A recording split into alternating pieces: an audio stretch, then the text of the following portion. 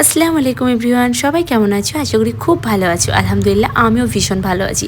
সকাল সকাল কাজে নেমে পড়লাম একেবারে কোমর বেঁধে। প্রথমেই দেখো বেঁধে নিলাম পর্দা। হ্যাঁ বন্ধুরা, তারপরে বাবুদের বই খাতাগুলো একে একের পরে গুছিয়ে নিলাম।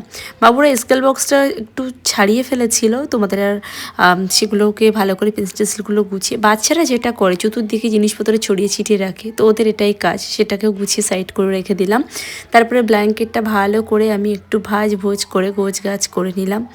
কিন্তু অনেক খাটছি ফেসবুকের পিছনে, আজ 2 বছর একটা পেজ আবার শেষ হয়ে গেছে। আবার নতুন করে ফেসবুকের কাছে এইটুখানি আশা করব যে এই পেজটা থেকে খুব তাড়াতাড়ি হয়তো এই মনিটাইজেশনটা পাবো, আর পেলে আমি খুব খুব খুব খুব খুশি হয়ে যাই।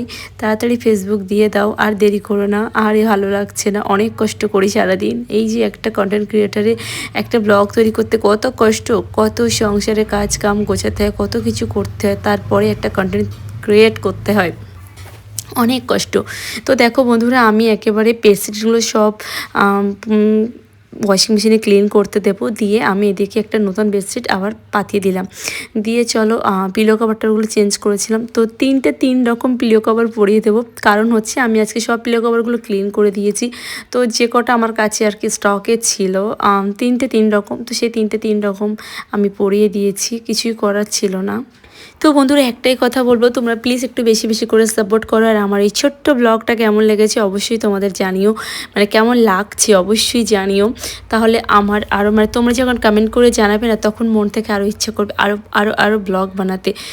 কি বলো তো, সবসময় তো এটাই চাইবো না যে আমার পরিবারের মানুষরা আমাকে বেশি করে ভোট করে দিক, বেশি করে মানে বলুক যে হ্যাঁ হ্যাঁ আমাদের খুব ভালো লেগেছে, খুব সুন্দর করেছো দিদিভাই।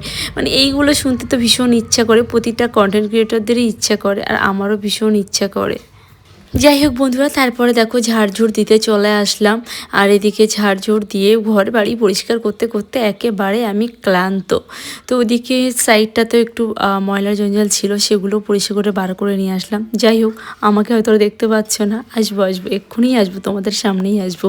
তারে আমার রুমটা দেখো, এই পেজটাতে আমি কোনো দিন আমার রুমের ভিডিও আপলোড দিইনি, এই ফার্স্ট টাইম আপলোড দিয়েছি। আমার পুরনো পেজে আছে, বাট এই নতুন পেজটাতে আমি সেভাবে আমার ভিডিও আপলোড দেওয়া হতো না। তো এই যে রুমের ভিডিও এই ফার্স্ট টাইম আমার এই পেজে আমি আপলোড দিয়েছি। তো এই ছোট্ট একটা মিনি ব্লগ তোমাদের কেমন লেগেছে অবশ্যই অবশ্যই অবশ্যই জানিও। কিন্তু আবারও বলছি, আর যারা আমার ইউটিউব থেকে দেখছো তারা অবশ্যই একটা সাবস্ক্রাইব করে দিও, যারা আমার ফেসবুক পেজ থেকে দেখছো তারা অবশ্যই একটা ফলো করে দিও। সবাইকে একটাই কথা বললো। তারপরে চলে আসলাম ওয়াশিং মেশিনে, জামা কাপড়গুলো ক্লিন করতে দিয়েছিলাম, তার আগেই তোমাদেরকে বলেছি। তো আজকে প্রচুর প্রচুর জামা কাপড় ক্লিন করেছি। তো দেখো আমি একের পর এক সবর ভিতরে দিয়ে দিলাম, দিয়ে একটু সার্ফ দিয়ে তারপরে ব্যাস ওয়াশিং মেশিনটা ওপেন করে দিয়ে চলো আজকের মতো টাটা বাই বাই।